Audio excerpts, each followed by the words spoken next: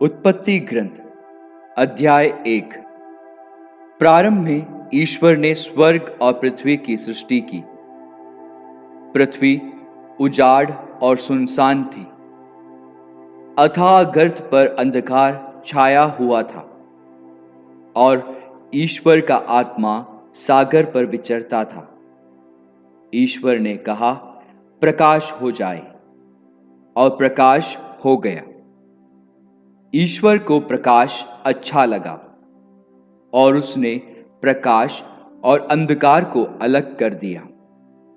ईश्वर ने प्रकाश का नाम दिन रखा और अंधकार का नाम रात। संध्या हुई और फिर भोर हुआ। यह पहला दिन था। ईश्वर ने कहा, पानी के बीच एक छत बन जाए, जो पानी को पानी से अलग कर दे, और ऐसा ही हुआ। ईश्वर ने एक छत बनाई और नीचे का पानी और ऊपर का पानी अलग कर दिया। ईश्वर ने छत का नाम आकाश रखा। संध्या हुई और फिर भोर हुआ। यह दूसरा दिन था। ईश्वर ने कहा, आकाश के नीचे का पानी एक ही जगह इकट्ठा हो जाए और थल दिखाई पड़े, और ऐसा ही हुआ। ईश्वर ने थल का नाम पृथ्वी रखा और जल समूह का नाम समुद्र, और यह ईश्वर को अच्छा लगा। ईश्वर ने कहा, पृथ्वी पर हरियाली लहलहाए, बीजदार पौधे और फलदार पेड़ उत्पन्न हो जाए, जो अपनी अपनी जाति के अनुसार बीजदार फल लाए, और ऐसा ही हुआ।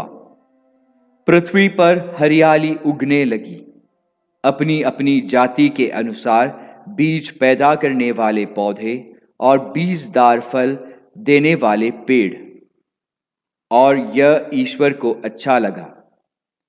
संध्या हुई और फिर भोर हुआ। यह तीसरा दिन था। ईश्वर ने कहा, दिन और रात को अलग कर देने के लिए आकाश में नक्षत्र हो, उनके सहारे पर्व निर्धारित किए जाए, और दिनों तथा वर्षों की गिनती हो। वे पृथ्वी को प्रकाश देने के लिए आकाश में जगमगाते रहे, और ऐसा ही हुआ। ईश्वर ने 2 प्रधान नक्षत्र बनाए, दिन के लिए एक बड़ा और रात के लिए एक छोटा, 7-7 तारे भी। ईश्वर ने उनको आकाश में रख दिया, जिससे वे पृथ्वी को प्रकाश दे, दिन और रात का नियंत्रण करे, और प्रकाश तथा अंधकार को अलग कर दे, और यह ईश्वर को अच्छा लगा। संध्या हुई और फिर भोर हुआ।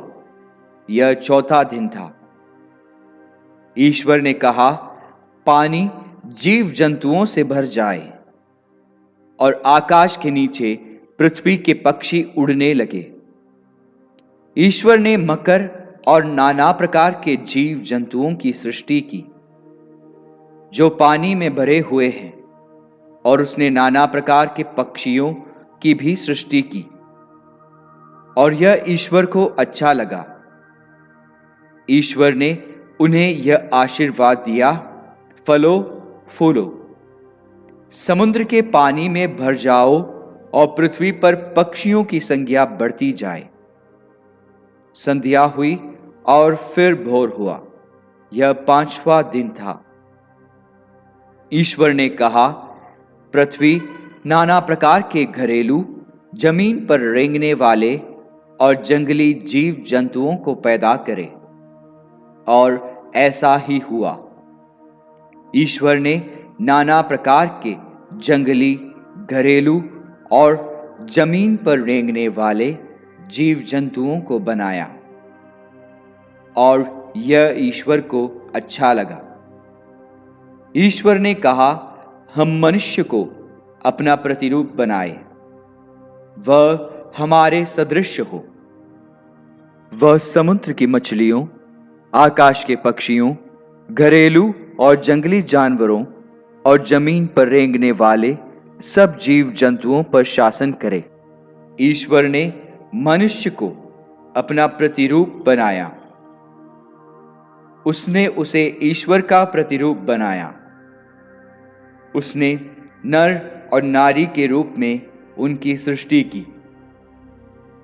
ईश्वर ने यह कहकर उन्हें आशीर्वाद दिया, फलो फूलो, पृथ्वी पर फैल जाओ और उसे अपने अधीन कर लो। समुद्र की मछलियों, आकाश के पक्षियों और पृथ्वी पर विचरने वाले सब जीव जंतुओं पर शासन करो। ईश्वर ने कहा, मैं तुमको पृथ्वी भर के बीज पैदा करने वाले सब पौधे और बीजदार फल देने वाले सब पेड़ देता हूं। वह तुम्हारा भोजन होगा। मैं सब जंगली जानवरों को, आकाश के सब पक्षियों को, पृथ्वी पर विचरने वाले जीव जंतुओं को उनके भोजन के लिए पौधों की हरियाली देता हूं। और ऐसा ही हुआ।